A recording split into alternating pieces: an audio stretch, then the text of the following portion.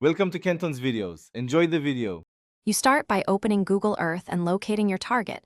This gets the right imagery and 3D data loaded. Enable the 3D buildings layer so structures appear. This is essential because 3D requires that dataset. Once done, zoom into the scale you want and use the tilt control to reveal depth. You'll see buildings pop into modeled view. Make sure the imagery finishes loading before moving on, because gaps can hide details you need to inspect. Now you refine navigation.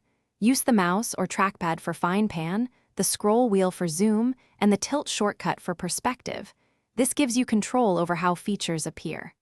Adjust sunlight and terrain exaggeration to enhance shadows and contours. This helps you interpret building heights and slopes.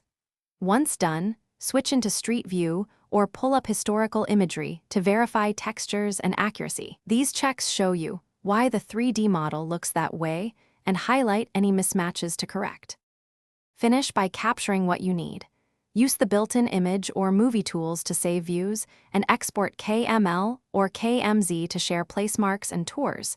This preserves your 3D context. When saving, pick a resolution that matches your purpose so details remain crisp.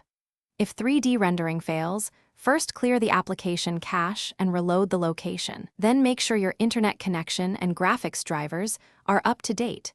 These steps resolve most rendering and loading problems quickly. Thanks for watching. Consider subscribing if we helped you.